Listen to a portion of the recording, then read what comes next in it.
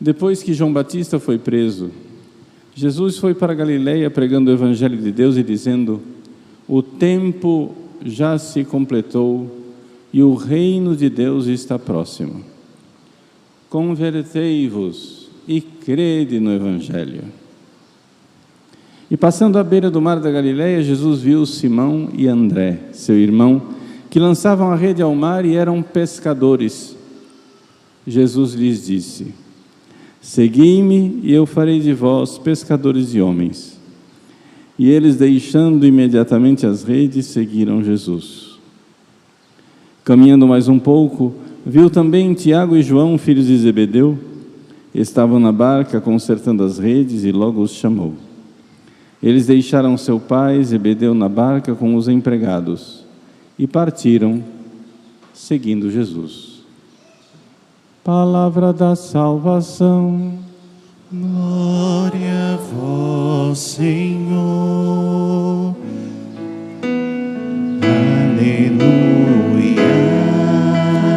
aleluia, aleluia, aleluia.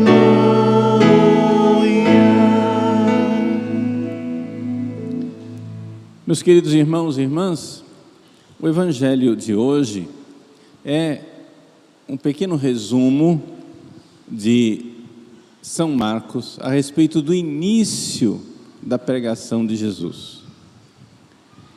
E o início da pregação de Jesus, São Marcos aqui nos apresenta condensado numa frase: que o reino de Deus está próximo. São Lucas usa uma frase semelhante: o reino de Deus está entre vós. E isso pode ser traduzido também de outra maneira: o reino de Deus está dentro de vós. Só que para a gente notar que o reino de Deus, que é Jesus, o reino de Deus não é uma coisa, é uma pessoa, né? O reino de Deus é o próprio Jesus. Para a gente notar que Jesus está dentro de nós, o que é que Jesus fez? Ele, sendo Deus, se fez homem e veio aqui, pregou o Evangelho. E pregou o Evangelho querendo que nós prestemos atenção para o fato de que Ele, que está aqui fora pregando o Evangelho, está aí dentro de você também falando. É assim que acontece a conversão. A conversão acontece quando um pregador aqui fora, um livro, um filme, um acontecimento da sua vida, que é palavra de Deus, instrumento de Deus, chama a sua atenção para a palavra de Deus que está aí dentro de você, falando já faz tempo e você não presta atenção. Porque esta é a grande realidade do ser humano, da humanidade. Deus está tentando falar conosco todos os dias. Deus quer falar conosco todos os dias, mas a gente não presta atenção. Por quê? Porque nós fazemos muito barulho dentro de nós. Tem muito barulho, muito barulho, muito barulho. E é claro, quando você entra dentro de você, a primeira coisa que você nota não é a palavra de Deus falando. Quando você entra dentro de você, a primeira coisa que você nota é o tumulto das suas paixões. É a confusão. Veja, você passa o dia inteiro falando com você, não é? Isso chama pensamento, tá? Não se preocupe não são vozes. Você não está ouvindo as vozes, é só seu pensamento. Você pensa o dia inteiro. Mas esses pensamentos não levam você necessariamente para a realidade. Muitas vezes os seus pensamentos estão levando você para longe da realidade. Você está sendo arrastado pelos seus sentimentos, pelas suas angústias, pelas suas preocupações, ideias obsessivas. A coisa mais comum que tem, né? nas pessoas são ideias obsessivas, ideias que ficam martelando o tempo todo e você correndo feito cachorro atrás do próprio rabo o dia inteiro, achando que você está pensando. Na verdade, você está prisioneiro dos seus pensamentos. O pensamento deveria nos levar para a realidade. Jesus está dizendo: convertei-vos. O que quer dizer isso? Convertei-vos em grego é metanoia. Metanoia, conversão, é mudança de mentalidade. Pare de buscar Deus onde Ele não se encontra. A humanidade está buscando a felicidade, mas no lugar errado. Pare de procurar Deus onde Ele não se encontra. E para a gente encontrar Deus que fala dentro de nós, Jesus então quer que nós tenhamos apóstolos missionários. Por isso Jesus vai passando na beira do lago, chama Pedro e André, Tiago e João, para serem pescadores de homens, que quer dizer o seguinte: o que é pescar um ser humano? É tirar o ser humano desse pensamento constante que ele tem voltado para si mesmo, voltado para as criaturas, voltado para o mundo, voltado para o pecado, voltado para o demônio, e fazer ouvir Deus que está aí dentro de você. Deus não está distante, Deus está dentro de você. Deus não está do lado do mar para que você diga: quem vai buscar para mim? Deus não está na altura das montanhas para que você diga: eu não alcanço. Deus está aí, mesmo que você esteja em pecado. Quem está em pecado mortal não está sem Deus. Quem está em pecado mortal está de costas para Deus, que está bem perto.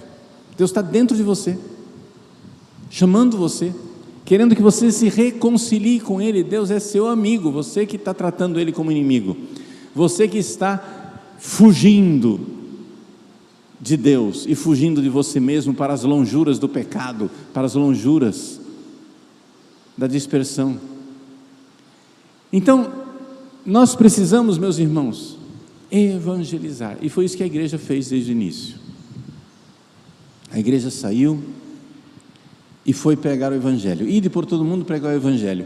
Os pregadores de Deus foram pescadores de homens. Vamos converter as pessoas. Como que aconteceu a história da igreja lá no início? Não foi um sucesso de marketing, no sentido de que a igreja cresceu em proporção geométrica. Eram 2 cristãos, depois 4, depois 8, depois 16, depois 32, depois 64, depois... Vejam, isso daí não aconteceu. A igreja no início, ela cresceu lentamente, foi um crescimento orgânico. Isso nós sabemos com muita certeza através de historiadores, sociólogos que estudaram o início do cristianismo. Um famoso sociólogo chamado Rodney Stark, que não é cristão, infelizmente, né? Ele diz: eu acho o cristianismo muito bonito, mas não consigo crer. Mas ele investigou o cristianismo no início e chegou à conclusão de que o cristianismo não teve um crescimento explosivo, foi orgânico, lento, porém consistente. Então nós temos que entender como é que se dá a verdadeira evangelização. A verdadeira evangelização não é uma explosão demográfica assim, de repente, não. A verdadeira evangelização vai se dando, conquistando coração por coração, alma por alma, pessoa por pessoa,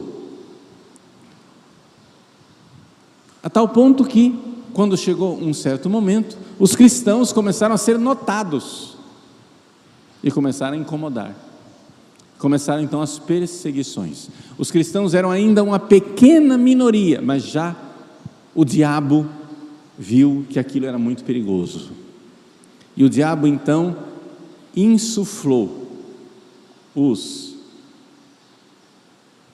as autoridades romanas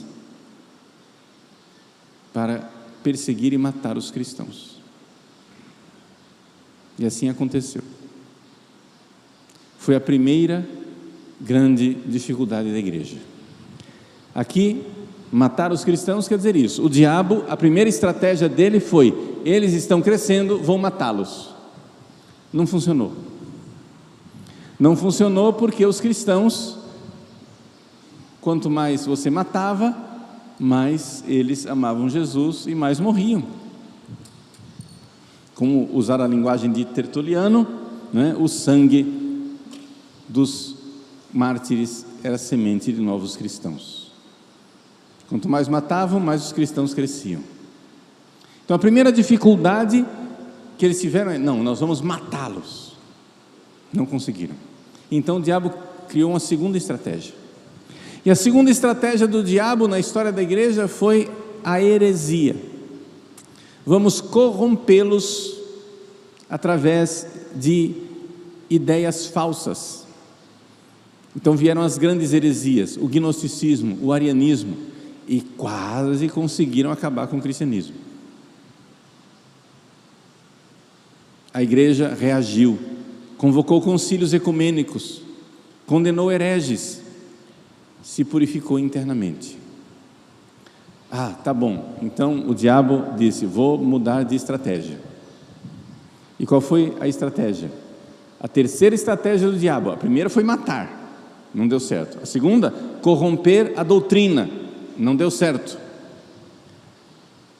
A terceira estratégia do diabo foi maus cristãos, cristãos corrompidos moralmente, na vida moral. Ou seja, eles continuavam crendo em Jesus, mas levando uma vida depravada, adultério, concubinato, sobretudo padres e bispos que começaram a viver uma vida corrompida, padres com mulheres, homossexualismo dentro do clero. E isso não aconteceu, gente, semana passada. Eu estou descrevendo para vocês uma realidade que aconteceu há 1000 anos atrás. Há 1000 anos atrás, São Pedro Damião, por exemplo, escreveu o Liber Gomorreanum, o livro a respeito de Gomorra, descrevendo a desgraça do homossexualismo no clero. Há 1000 anos atrás.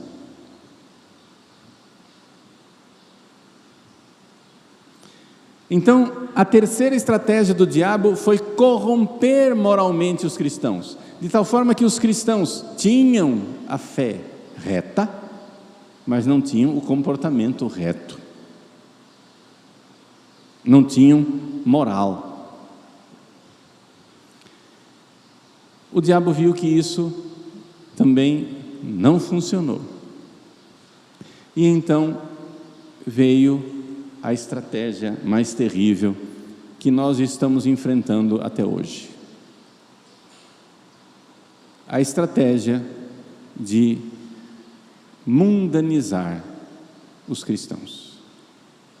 Essa estratégia ela começou principalmente há 300 anos atrás, com mais ou menos na época da Revolução Francesa. E hoje ela vai se aperfeiçoando cada vez mais, com nuances e requintes mais maravilhosos. Por quê? Porque, se não foi o diabo, foram os secretários dele. Eles descobriram que uma das grandes tendências dos cristãos é a compaixão. Então, vamos desorientar a compaixão dos cristãos, para que eles tenham peninha, compaixão, pena de Satanás, pena dos demônios, pena dos pecadores, pena, mas uma pena desorientada. Quando a gente tem pena e compaixão de um pecador, o que é que a gente quer? A gente quer isso que Jesus está dizendo aqui no Evangelho: mude de mentalidade, converta e creia no Evangelho. Essa é a verdadeira compaixão com o pecador. A verdadeira compaixão com o pecador é a conversão. Mas aqui, a compaixão desorientada, ela é desorientada por um sentimento de culpa.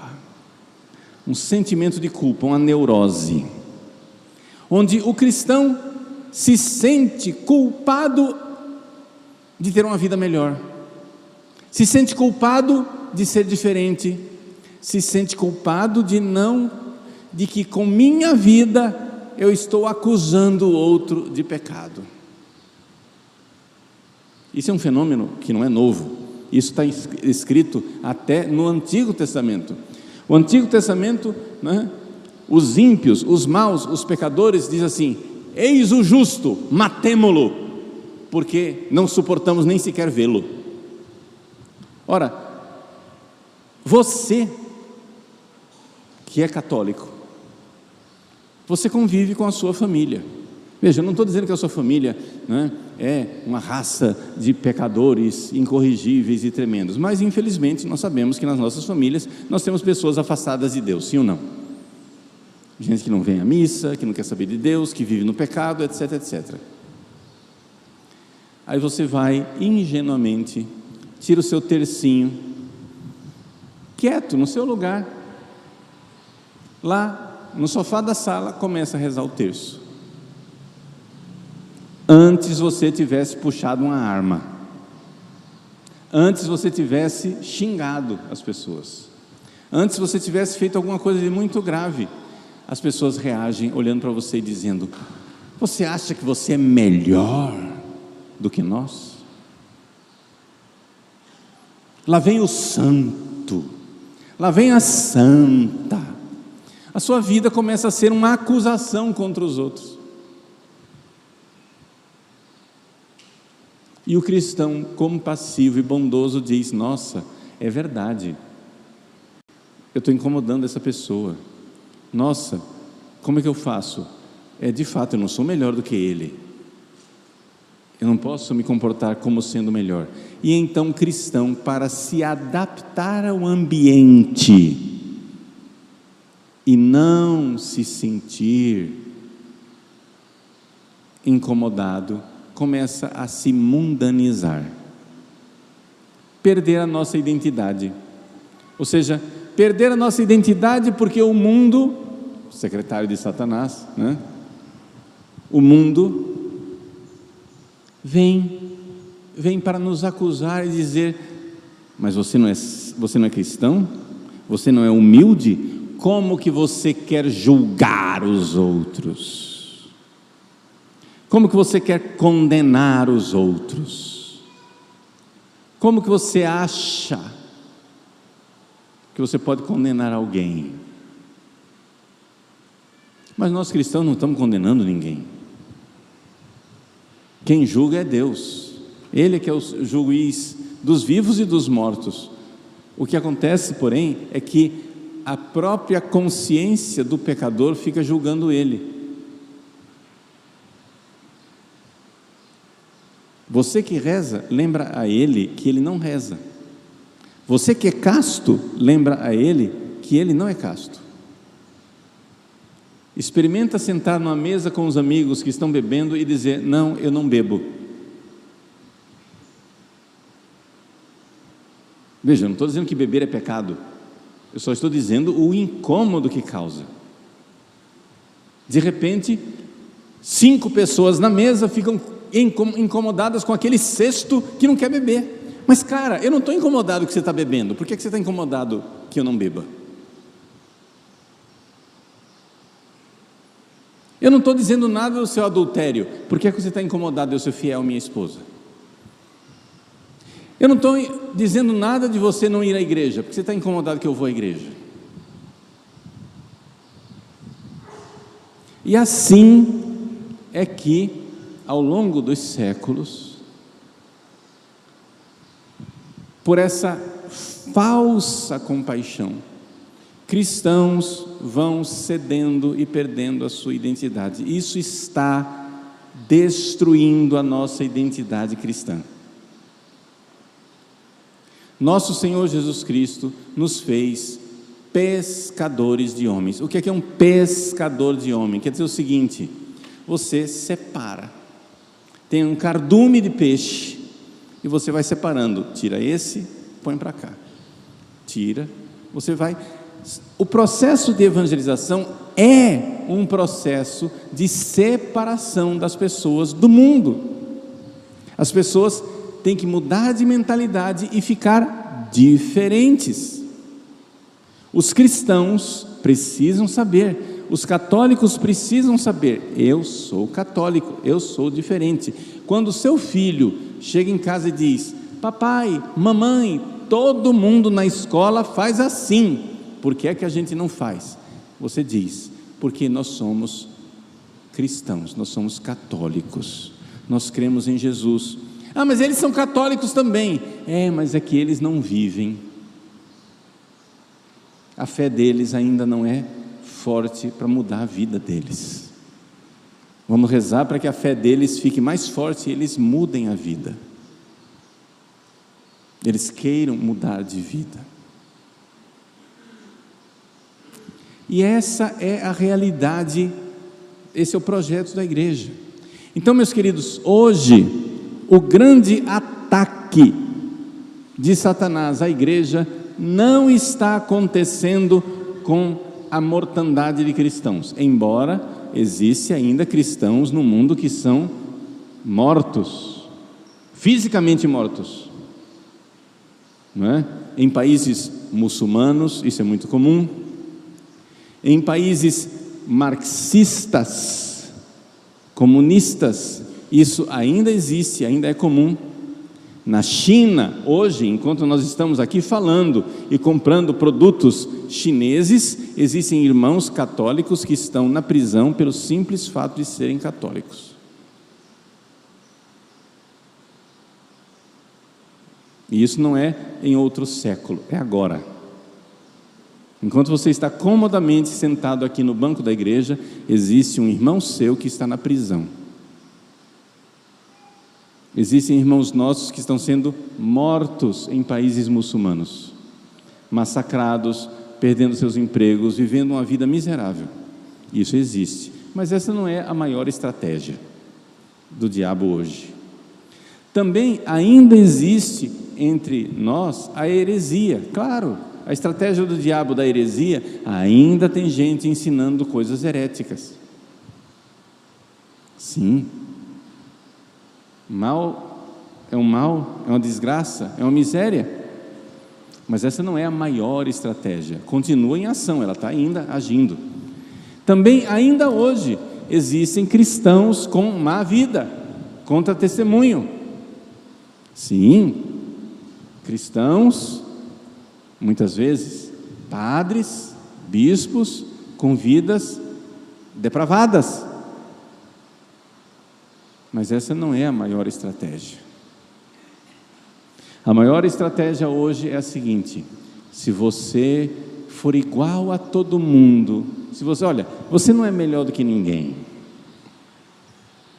seja igual a todo mundo e nós vamos parar de matar você. Estratégia número 1, seja igual a todo mundo e pare de acusar os outros de heresia. Estratégia número 2, seja igual aos outros, seja igual a todo mundo e pare de querer uma vida moralmente reta. Estratégia número 3. Mas tudo isso é o resumo da estratégia número 4, ou seja, seja igual a todo mundo e você vai viver de boa. O diabo briga com você, o mundo briga com você, a carne briga com você porque você está querendo ser diferente.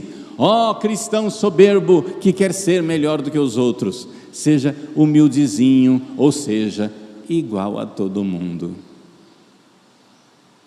Se você for igual a todo mundo, nós vamos parar de perseguir você. Mas isso é abandonar a essência do Evangelho. Jesus diz: o reino de Deus está dentro de você, incomodando você, dizendo a você: mude de mentalidade, ouça a palavra de Deus. E uma vez que você ouviu, você vai ser pescador de homens e vai fazer os outros ouvirem também.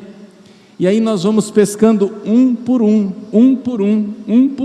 e nós seremos uma fraternidade, porém aberta, não fechada.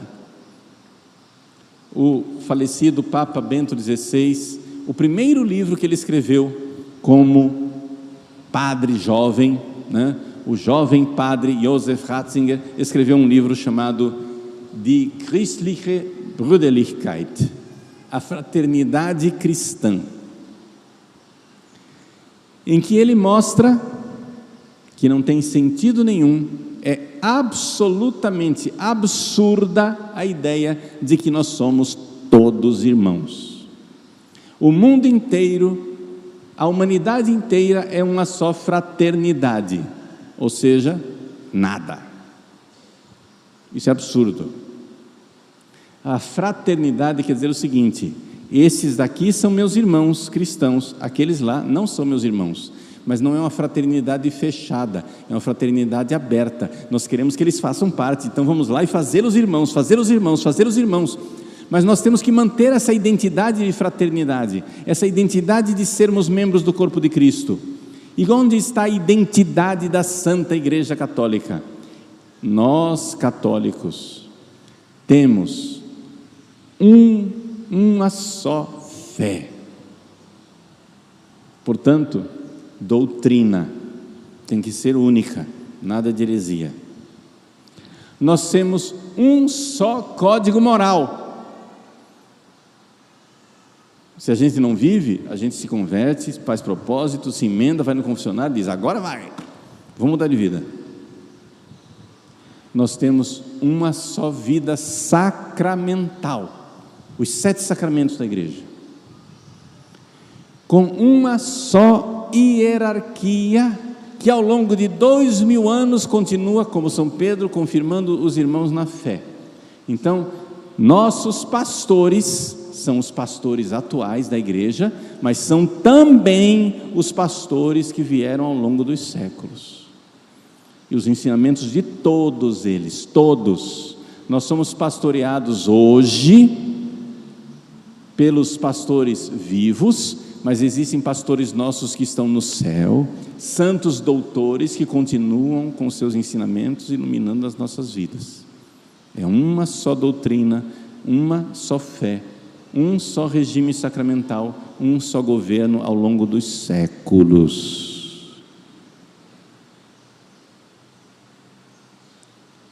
Movidos pela graça de Deus, caminhamos na direção do céu. E esta é a fraternidade da Santa Igreja Católica, a fraternidade cristã. Existem bilhões de pessoas que não estão nessa fraternidade. Nós precisamos reforçar a nossa identidade. A identidade não quer dizer: eu preciso usar uma camiseta, colocar um crucifixo no peito e colocar um cartaz na minha cabeça, eu sou católico. Não é isso. Reforçar a identidade quer dizer o seguinte: mesmo que ninguém saiba, mesmo que ninguém note que eu tenho a mesma roupa de todo mundo, uma roupa decente, claro, mas que eu me vista normalzinho, e eu tenho um comportamento que não chama atenção, mesmo assim, quem convive comigo sabe: esse cara é diferente. E que esse diferente seja melhor, esse diferente seja: nossa, que pessoa paciente, nossa, que pessoa generosa, nossa, que pessoa reta, honesta. E é assim, sendo diferentes, nós queremos que os outros também sejam. Uma fraternidade aberta, onde nós vamos pescando as pessoas para Deus. Esta é a igreja, esse é o projeto de Jesus Cristo. Infelizmente, miseravelmente, desgraçadamente, existem pessoas, teólogos dentro da igreja,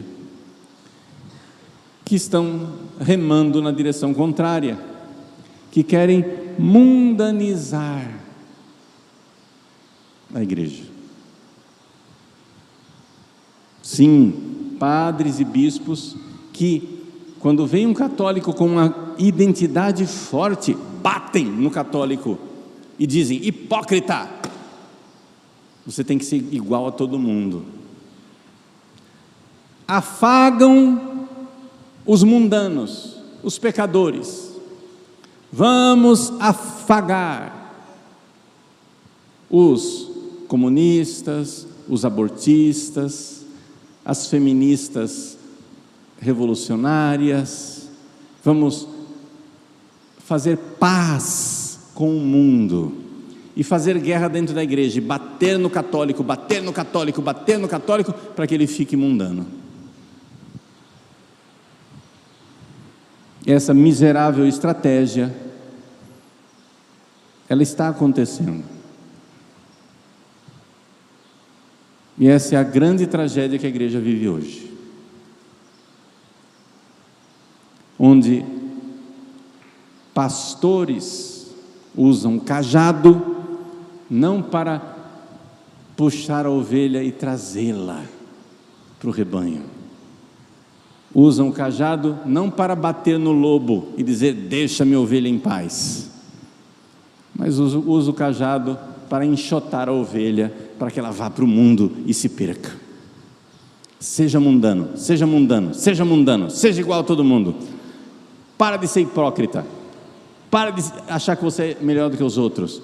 Tenha compaixão, aceita tudo, aceita o mundano, aceita o mundo moderno. E com a palavra moderno, né, está tudo resolvido. Porque afinal, você é um cristãozinho medieval bitolado, mas você tem que ser moderno, você tem que ser igual a todo mundo. Meus irmãos, eu estou descrevendo isso, e estou colocando a estratégia do diabo, porque você sabe, você já está reconhecendo e vendo que o que eu estou dizendo e descrevendo é muito real. Eu só estou dando nome aos bois. Eu só estou elaborando com clareza aquilo que todos nós enfrentamos no dia a dia. Eu enfrento isso como padre, você enfrenta isso como leigo, alguns bispos enfrentam isso como bispos, onde uma pressão mundana dentro da igreja quer transformar a igreja em mundo, a mundanização da igreja. E essa parece ser a última estratégia de Satanás. Se não é a derradeira, não sei, porque eu não tenho os capítulos, né, da história, mas é a última no sentido de que é a que nós estamos vivendo agora. Então, com muita alegria, saibamos, nós temos uma só fé, um só batismo, regime sacramental, uma só hierarquia que ao longo dos séculos governa a única e santa Igreja de Cristo. Nós somos uma fraternidade. Não, o mundo inteiro não é nosso irmão, mas nós queremos que sejam.